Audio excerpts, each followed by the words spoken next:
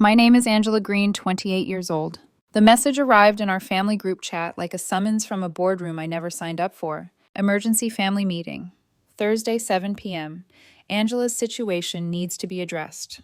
Mom's tone, so perfectly polished, so politely disappointed, managed to turn concern into an accusation. I sat in my car outside their colonial-style house, the same one where I'd learned to measure worth by degrees, salaries, and the size of driveways. The place looked exactly as I remembered, symmetrical, spotless, and suffocating. My Toyota Corolla looked like an uninvited guest parked beside Dad's Mercedes, Mom's BMW, and my sister's Range Rover. Fitting. I glanced at the time. 6:58 p.m., 2 minutes early. I could already hear Mom's voice in my head. Punctuality is professionalism, darling. So I waited until 7:02 to knock. The door swung open before I could touch it. Mom stood there in her Chanel suit, her frown lines softened by careful makeup. "Angela, you're late." "By 2 minutes, Mom. Details matter in business, dear. You might consider applying that to your endeavors." Her pause on that last word said everything. The living room had been staged like an intervention disguised as an event. Dad sat by the fireplace posture, straight as ever. Emma and her husband James lounged on the leather sofa, their intertwined hands radiating superiority. Aunt Min, Mom's sister, occupied the wingback chair, a glass of wine balanced delicately in her hand. Darling Emma air-kissed me. "Love the blazer. Is that new H&M?" I replied. "Thrifted. Sustainable fashion, very on trend." She blinked, caught between horror and politeness. Dad cleared his throat. "Let's get started." "Started," I echoed, taking the least comfortable chair deliberately facing them all. Mom nodded. "We're worried about you, Angela, about your choices." I wanted to laugh. They'd used the same phrase when I was 12 and said I wanted to build robots instead of doing piano competitions. 2 years ago, you had everything. Dad began, like reciting a report, junior partner track at Westbrook. Consulting that beautiful penthouse downtown, a fiancé from a respectable family, William Mom added wistfully. "He was perfect for you." "Perfectly condescending," I muttered. James leaned forward, all teeth and MBA confidence. "We just don't understand what you're doing now. A startup in tech. That's a saturated market, especially without real funding." "No offense." I smiled, keeping my tone even. None taken.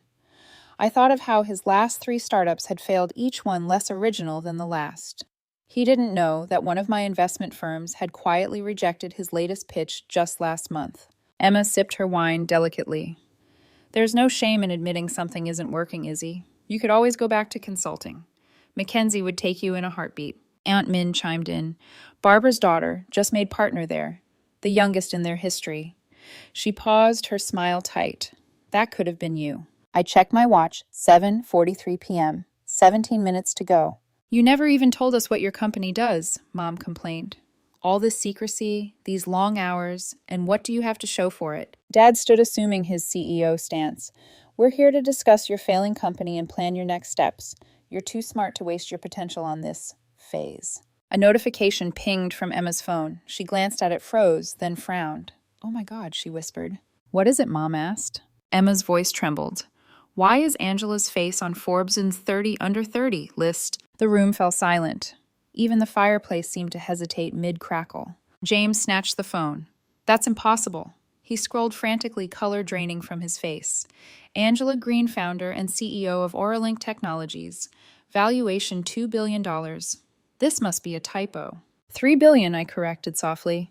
"We just closed a new funding round this morning." Mom's wineglass trembled. "B.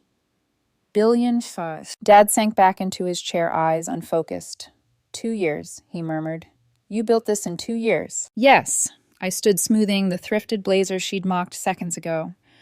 Auralink develops adaptive AI systems that help machines interpret human behavior in real time. We've partnered with major tech firms across Asia and North America. James's mouth opened, but no sound came out. Emma's phone started buzzing again, notifications flooding in as the article went live. "You never told us," Mom whispered. "You never asked," I replied. "You were too busy mourning my failure to notice my success." Aunt Min set down her wine. This can't be real." "Oh, it's very real," I said, pulling out my tablet. "Here's the investor deck if you'd like proof." Dad just stared at the floor, the sound of ice settling in his untouched glass. Mom finally found her voice. But why keep it a secret? We could have helped you. Helped, I let out a small laugh. You mean approved? And I didn't need approval. Not anymore. For the first time in years, I saw them unsure, collectively stripped of their authority. The people who taught me to chase prestige now sat speechless, trapped in their own hierarchy. I gathered my bag and keys. I have a video interview with CNBC in an hour, I said lightly. They're doing a feature on disruptive tech founders. As I reached the door, I turned back. Oh, and Emma. She looked up wide-eyed. That startup James pitched last month, the one rejected by Bennett Ventures. She blinked. That's my investment firm. Her jaw dropped. I smiled faintly. Better luck next time. Outside, the night air was crisp and clean, untouched by the stale perfume of superiority lingering inside. A sleek black car waited at the curb sent by Forbes for my interview shoot. As I slid in, my phone buzzed. A message from Marcus, my CFO. Articles live. Stocks already jumping. You did it. I stared out the window at the glowing silhouette of my parents' house fading into the distance. Sometimes the best way to win isn't to prove them wrong.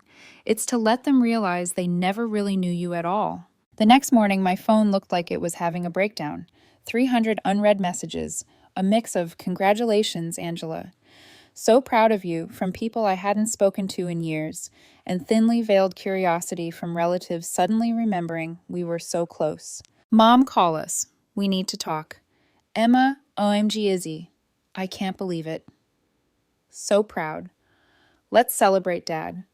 We should discuss next steps for your company. I muted the chat. At 8:00 a.m., my driver pulled up in front of Auralink's headquarters, a sleek tower of glass and steel reflecting the morning sun. My company, my world, built in silence, brick by brick, while they whispered about my failure. Inside, the lobby buzzed with restrained energy. Employees greeted me with nods, a few with quiet pride. Marcus, my CFO, met me at the elevator, tablet in hand. Morning, boss. Forbes' piece hit harder than expected. Mentions in Bloomberg TechCrunch, even BBC. We're trending worldwide. Good, I said. Keep PR minimal. No family statements. Already anticipated. I had the communications team prepare polite non-comments. The elevator doors opened to the 42nd floor My Domain. Walls of green-sparent glass whiteboards, scribbled with complex diagrams, the hum of innovation in the air. I loved it here. It was everything the old world wasn't raw, alive, earned. Marcus glanced at me. You okay? I smiled faintly. Better than I've been in years. At 9:15, my assistant May buzzed in. Your 9:30 arrived early, Ms. Green. I frowned. Who, Mr. Harrison? The name hit like static. William, my ex-fiancé. When he stepped in, he still looked like the investment banker, prototype tailored suit, expensive watch, that polished charm that once fooled me into thinking arrogance was confidence. Angela, he said, flashing that same charming half-smile, you look incredible. I look exactly the same as when you told me tech wasn't a place for women who wanted to be taken seriously. He winced slightly. That's not word for word, I interrupted. Stick to consulting. It's safer for diversity hires. He shifted uncomfortably, trying to recover his footing. Look, I was immature. I didn't realize what you were capable of. I came to congratulate you, maybe see if there's a way we could reconnect. I tilted my head. Reconnect. As partners. He clarified quickly. Professional partners, of course. I've started my own fund. We could partner. I cut in again, leaning back. Funny. You once said I was too emotional to lead. I pressed the intercom. May, please escort Mr. Harrison out and update visitor security. No unscheduled meetings. He blinked, caught between indignation and embarrassment. Angela, you don't have to. Oh, I do. My voice was calm. Some things are better when they stay in the past. As the door closed behind him, Marcus reappeared, half grinning. That the famous William, the one and only. A walking LinkedIn profile with a pulse. Marcus chuckled. You handled that well. Experience, I said, and selective memory. At noon, I prepared for my CNBC interview. The production crew had greens formed my office into a minimalist set, neutral lights, clear angles. The interviewer, a woman named Carla, greeted me warmly. You've shaken up the industry, Ms. Green, she said. Everyone's calling you the mystery CEO who came out of nowhere. I didn't come out of nowhere, I replied. I came from being underestimated. Carla smiled. That quote's going viral already. I continued. Sometimes silence isn't hiding, it's building. You can create extraordinary things when people stop paying attention. The segment aired that evening. By midnight, the clip had over 5 million views. Comments flooded in iconic. She's everything they said she couldn't be. The definition of quiet revenge. My inbox filled with invitations to panels, podcasts, even a keynote speech in Singapore. But amid the noise, one email stood out, a short, hesitant line from Dad's personal address. Your mother cried watching your interview. We're proud of you, Angela. Maybe we didn't say it enough. I stared at the message for a long time, fingers hovering over the keyboard. Then I hit archive. Pride was easy when the whole world agreed with you. The next morning, as I reviewed our new investor proposals, May stepped into my office. Just a heads up, your sister called twice. She said it's urgent. Let her wait, I said without looking up. She's actually downstairs. May added carefully. And she said she's not leaving until she sees you. I paused, pen in midair. How long has she been waiting? Since 8 a.m. I glanced at the clock. It was nearly 11. Good, I said. Let her wait a little longer. Because patience, I'd learned, is the best teacher for people who never gave you a chance to speak. By the time I finally walked into the small conference room where my sister had been waiting, it was nearly noon. I'd deliberately chosen the smallest one, no panoramic view, no refreshments, just 4 walls, and a table slightly too short to feel comfortable. Emma was pacing, her arms crossed. Her perfect blowout losing its shine. When she saw me, she let out a sharp exhale, finally. Do you know how humiliating it is to sit in your lobby for 3 hours while your staff treats me like a screen eater? I closed the door quietly behind me. They followed protocol. It's what I trained them to do. I'm your sister, Izzy, which is exactly why they didn't bend the rules. Her lips parted in disbelief. I could see her eyes flicking around the sterile room, looking for something familiar, something human to grab onto. I don't understand, she said finally. How did you keep all of this a secret? You could have told me. I leaned back in my chair, keeping my voice even. You mean between your dinner parties, your husband's startup pitches, and Mom's lectures on how I'm wasting potential, I must have missed the perfect timing. She winced. You're angry, observant as ever. Emma dropped into the chair across from me, her designer bag clutched tight. Look, Mom's been crying nonstop since that article. Dad hasn't said much, but he looks broken. We didn't mean to hurt you. I tilted my head. Didn't mean to, or didn't care enough to notice. Silence. Then she sighed, voice trembling just enough to sound rehearsed. We're family, Izzy. Families make mistakes, but we fix them. We just want to understand. Maybe even be part of it now. Ah, there it was. The pivot. The same tone she used when she wanted a favor as a teenager. Soft, apologetic, strategic. What exactly do you want to be part of, Emma? She hesitated. James has ideas. He thinks maybe he could help with expansion. He's got experience with investors. I couldn't help the laugh that escaped. Short, sharp, and humorless. Experience losing investors, you mean?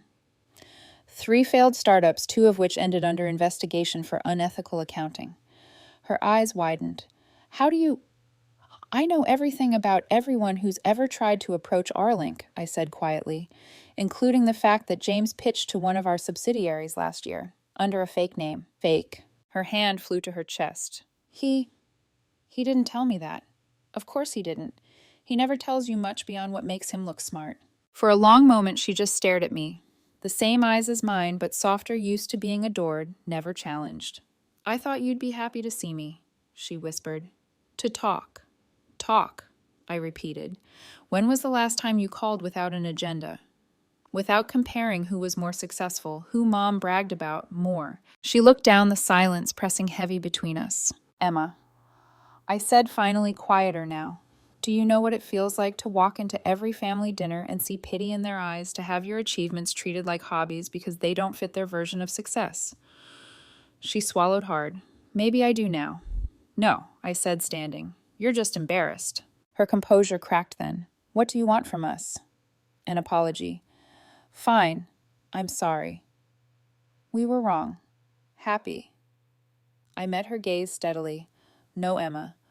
I'm not happy, but I'm done. She blinked rapidly, tears pooling. You can't just cut us off. We're blood. Blood doesn't guarantee loyalty, I said, moving toward the door. It just makes betrayal hurt longer. I stopped halfway, turning back to her. Do you know why I named my company Arlink? She shook her head. It's Latin for listen. I built an empire on technology that hears what others ignore. Her lip trembled. Izzy, I spent my whole life wanting this family to listen. You didn't. Now the world does. I opened the door. Security will escort you out when you're ready. Behind me, her voice broke small and sharp. Mom says you've changed. I paused, just long enough for the silence to stretch. No, I just stopped waiting for your approval. As the door closed, the sound of her sobs echoed faintly down the hall. May was waiting by the elevator, holding my next file. She didn't ask what happened. She didn't have to. Your board meeting starts in 10 minutes, she said softly. Perfect, I replied.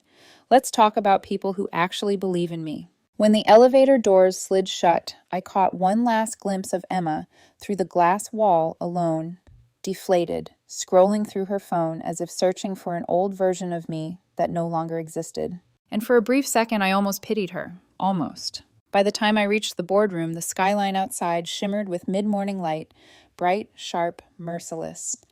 The same kind of light that exposes everything. The board members were already seated when I walked in. Half of them older men who'd once doubted me the rest, a mix of ambitious partners trying to mirror my composure.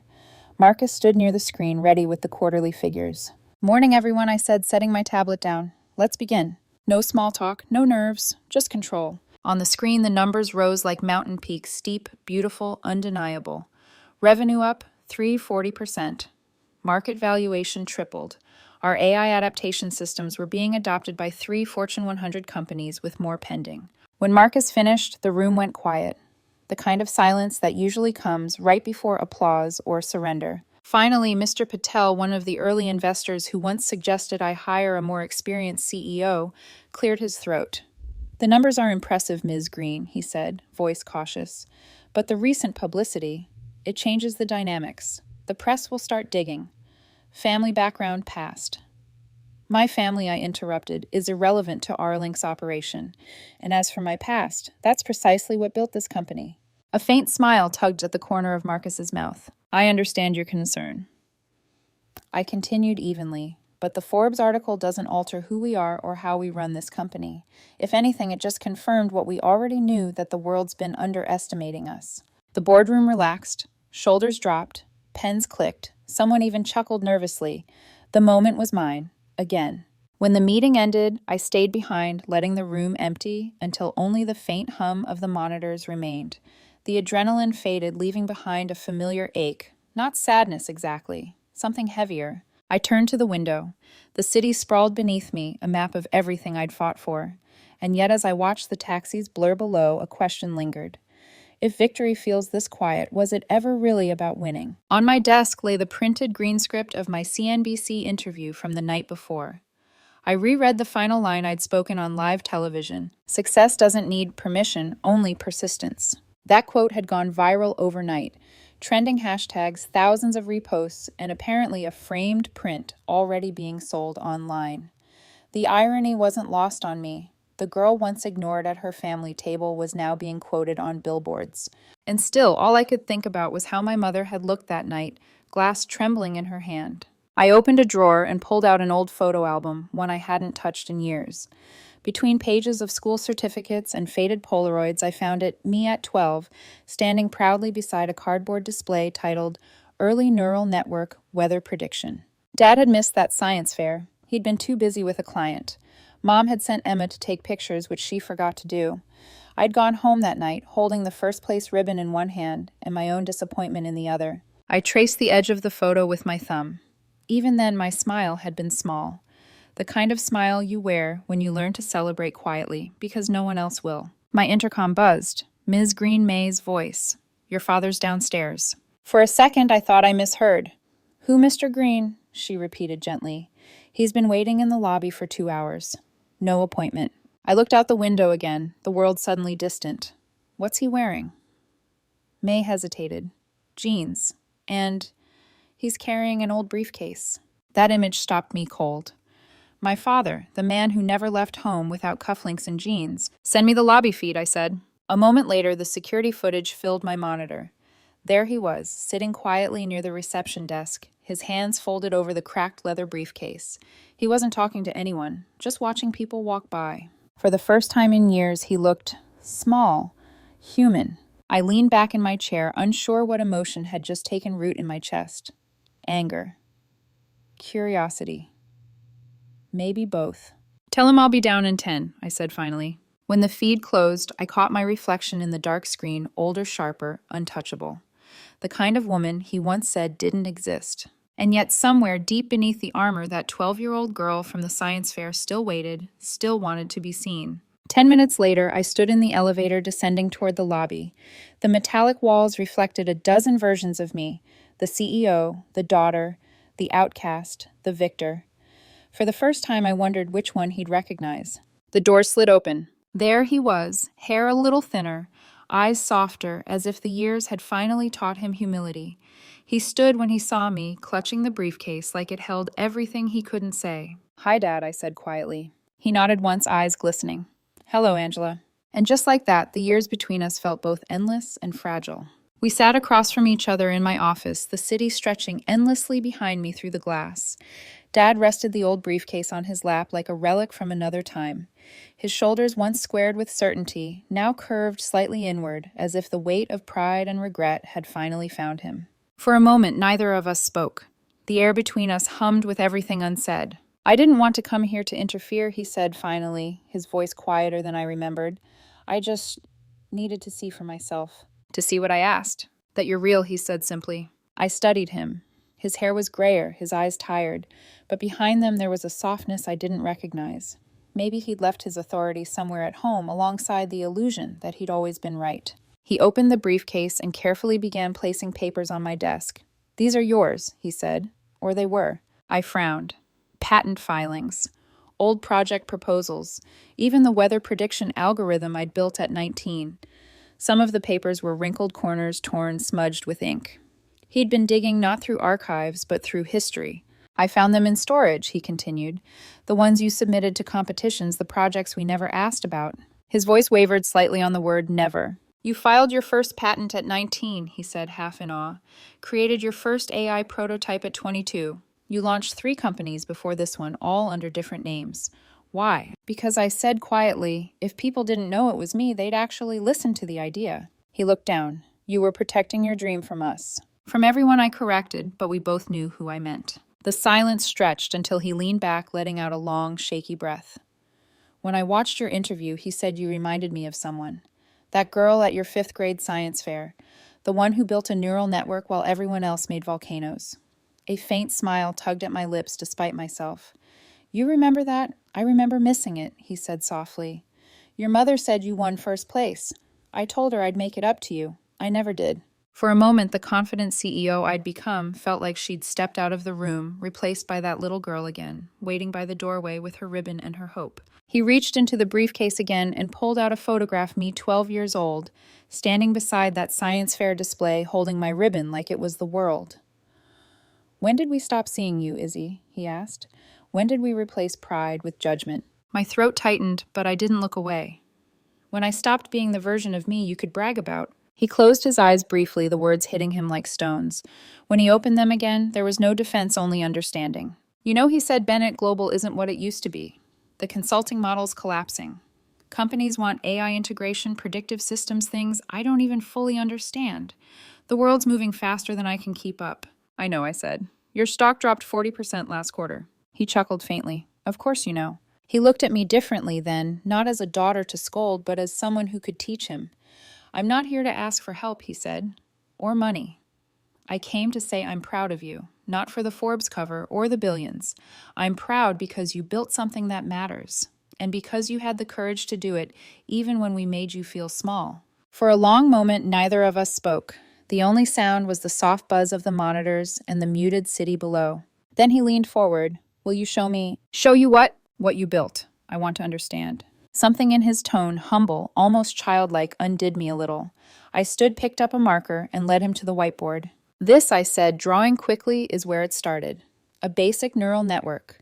But we added adaptive layers to simulate human pattern recognition. It learns from behavior, not just data." He followed my hand across the board, his eyes narrowing as he tried to keep up, like the human brain. Exactly, I said, surprised at how proud I felt explaining it to him. Only faster, more precise. We use it for medical diagnostics, disaster prediction, even education reform. It's not just tech, it's impact. When I finished, I looked over. His eyes were glassy, but not from confusion, from realization. You're changing the world, he said quietly. And all this time, I thought you were just finding yourself. I smiled faintly. I found myself years ago, Dad. You just weren't looking. He nodded slowly, then stood. Then it's time I start. He glanced once more at the whiteboard before gathering his papers. Your mother wants to host a dinner, he said cautiously. To celebrate your success. I told her you'd probably refuse. I would. He smiled. Then maybe host it yourself here, in your building. Let us see your world. I studied him, this man who once made my achievements feel like defiance. On one condition, I said, no plus ones. James isn't invited. He nodded, understood. As he turned to leave, he paused by the door. That quote from your interview. Success doesn't need permission. I printed it out for my office to remind me what real leadership looks like. I blinked, caught off guard. That's unexpected. He smiled, small and genuine. So are you. When the door closed behind him, I stood there a long time, staring at the photograph still lying on my desk. The girl in the picture was smiling not because anyone told her she mattered, but because even then she knew she did. And maybe that was the part my father finally understood. That night, the city outside my window pulsed with the glow of progress, neon-lined streaks of light and the faint hum of ambition rising from every glass tower. I'd built my life on that rhythm, quiet, relentless, unstoppable. But for the first time in years, the rhythm felt softer. My father's visit had unsettled something in me. Not guilt, not nostalgia, just the quiet ache of a wound I hadn't realized was still open. His words, his humility had cracked a door I'd long since bolted shut. When May entered with my evening reports, she found me staring at an old photo tacked to the edge of my computer screen. The science fair one. S. Greenage, she said gently, setting a cup of green tea beside me. You look the same. I smiled faintly. That's the problem, isn't it? I've always been this person. It just took everyone else 20 years to notice. She hesitated. Your father called the office earlier. He said your mother's planning another family dinner. I raised an eyebrow. Another intervention, he said, a celebration this time. I let out a low breath. Tell him I'll host it here. Thursday night. My building, my rules. I nodded. Should I arrange catering? Yes, I said. Something simple, elegant. No luxury brands, no photo ops. I'm not feeding their vanity. When she left, I scrolled through my inbox. Messages flooded in, investors, journalists, universities offering honorary doctorates. I bypassed them all until I reached one marked private greens for notice. I clicked it open. Recipient green. Emma Mount, $0. Status debt acquired. My fingers hovered over the screen. I'd quietly bought Emma and James's business debts last week through a shell company. They didn't know it yet. It wasn't kindness, it was control. Still, a small part of me hoped that someday she'd clean up her mess without destroying herself in the process. I wouldn't help her, but I also wouldn't watch her drown.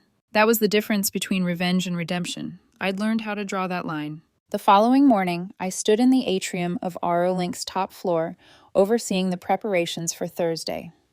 The space usually reserved for investor showcases was being greensformed into something almost domestic.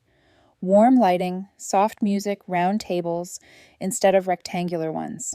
No stage, no hierarchy. Marcus passed by clipboard in hand. You're seriously doing this. Bringing them here I am. Want me to be on standby in case it goes sideways? No, I said. If it goes sideways, it needs to. He studied me. You sure this isn't about proving a point? It's about ending one, I replied. That night, I sat alone in my office long after the lights dimmed. Across from me hung two frames, one of the Forbes cover, the other of that fifth-grade photo. Success and origin. Two versions of myself staring at each other, daring the other to blink first. I opened my journal, a habit I hadn't touched in years, and began to write. Power isn't about being seen. It's about finally being heard. Love without respect is pity. Family without boundaries is control. The words came easy now, sharp and clean. Truth always does when you stop trying to soften it. A knock on my door pulled me from my thoughts. It was May again, tablet in hand. Your father confirmed. Your mother's nervous, but excited. Emma hasn't replied. Of course she hasn't, I murmured. She sent flowers, May added quietly, placing a large white arrangement on my table. The tag read, for Thursday. Let's start over. E. I looked at the bouquet, perfectly arranged, sterile, expensive. Everything Emma had always been. Donate them to the children's hospital, I said. May nodded, already expecting that answer. When she left, I walked to the glass wall and stared down at the city lights below. For years, I'd been chasing something invisible, validation, acknowledgement, perhaps forgiveness. I thought success would silence that hunger, but it hadn't. It had only made me realize what I truly wanted, not revenge, but peace. I just wanted to stop needing to prove myself. The next morning, my phone buzzed with a message from Dad. Thursday, 7 p.m. We'll all be there. Mom's practicing her speech. Don't worry, it's shorter than last time. I smiled. He was learning. When Thursday came, I watched the sun sink behind the skyline from my office window. The reflection of the city glimmered across the glass, like a constellation of everything I'd survived, every rejection, every judgment, every silence that once tried to bury me. In exactly 1 hour, my family would walk through those glass doors, not to rescue me, not to scold me, but to see me. And this time, they'd have to meet me where I stood. Thursday, 7 p.m. The elevator doors opened to reveal my family stepping into Aura Link's top floor, my world, my design, my silence. Mom entered first, holding her clutch like armor. She wore pearls, of course, always the symbol of restraint and reputation. Behind her came Dad, no tie. This time his steps slower but more deliberate. Then Emma dressed in understated beige, a fragile smile trembling on her lips. They stopped unsure of where to look first, at the panoramic view of the city, or at the holographic panels displaying our AI simulations floating midair. Mom broke the silence first. It's beautiful. Efficient, I corrected gently. Beauty's a side effect. Marcus approached discreetly, offering drinks. I shook my head at him. No need to make them feel like guests in a hotel. Tonight wasn't about performance. It was about presence. Dad cleared his throat. I still can't believe this is all yours. It's all ours, I said, gesturing vaguely toward the rows of engineers visible through the glass walls, built by people who believed before anyone else did. Mom's eyes darted to me, guilt flickering, just beneath her composed smile. I watched your interview again. The part where you said success doesn't need permission. I didn't understand it before. I do now. Do you? I asked quietly. Her mouth opened, then closed. For once, she didn't have the right words. We took our seats around a round table, equal sides, no hierarchy. The city lights shimmered below us like scattered stars. The chef served delicate dishes I barely tasted. My mind was fixed on the unspoken tension hanging over us. After a long pause, Dad finally said, Your work, it's incredible. I read about how your system predicts natural disasters before they happen. You're saving lives, Izzy. Trying to, I said. That's what it was always about. Not money, not headlines. Mom's voice softened. We never meant to make you feel small. I looked at her carefully. You didn't make me feel small. You just refused to see how big I could become. Emma's fork clinked against her plate. That's not fair, Izzy. We were just trying to help. By doubting me, by worrying about you, she snapped, her voice shaking. You shut us out. You built walls so high we couldn't reach you. I leaned back, folding my arms. Those walls weren't built to keep you out, Emma. They were built to protect what you kept breaking my confidence. Her face fell. Tears welled in her eyes, but she blinked them back. James is gone, she said suddenly. He left after you bought our debt. I didn't buy it to ruin you, I said quietly. I bought it to make sure he couldn't. She stared at me, processing. You protected me. Not him, I corrected. You. For a long moment, none of us spoke. The sound of the city filled the silence, distant horns, faint wind, the heartbeat of everything I'd built. Then Dad reached into his pocket and placed something on the table, a folded photograph. The same one he'd shown me earlier, me 12 years old, beside my science fair project. We thought we knew what success meant, he said softly. We were wrong. Mom reached for the photo, her hand trembling. You were always brilliant. We just didn't understand brilliance that didn't look familiar. Her eyes met mine. We're sorry. It wasn't dramatic. It wasn't loud. It was quiet, and that made it real. I let out a slow breath I didn't realize I'd been holding. I'm not angry anymore, I said finally. But I'm not the girl you used to know. I don't need approval. I just need honesty. If we're starting over, that's the only rule. Dad nodded. Agreed. Mom squeezed my hand, gently hesitant but genuine. Agreed. Even Emma whispered, "Me too." For the first time in years, the table felt level. No power plays, no competition, just people. After dinner, I led them through the building, the labs, the AI simulation rooms, the control center where data streamed across glowing screens. Mom watched with awe, touching the glass walls, as though afraid it might all disappear. "It's so alive," she murmured. "You made something that thinks." "No," I said, smiling faintly. "Something that listens." When we returned to the atrium, I stopped by the framed photo on the wall, my Forbes cover beside that childhood picture. Two Angelas side by side, one holding a ribbon, the other an empire. Mom followed my gaze. "You kept that photo. It reminds me where I started," I said, "and who I did it for." "Who was that?" Dad asked. "Myself," I answered. They didn't argue. They just stood there silent, as if realizing the full truth for the first time that my success was never rebellion. It was survival. As they left later that night, Mom turned at the elevator door. "Thursday dinners," she said softly. "Should we keep them?" I smiled. "Yes, but next time you come to my world." She nodded, eyes glistening. "We will." When the elevator closed, I walked back to my office. The city was glowing again, restless, endless, alive. I sat down, staring out over it all. On my wall, I hung one final frame beside the others. Tech CEO redefines family business. Success is the best teacher. Beneath it, the science fair photo, slightly crooked, imperfect human. I leaned back, the skyline reflected in the glass before me. Sometimes success isn't revenge. It's clarity. And clarity, I realized, is the most peaceful kind of power there is.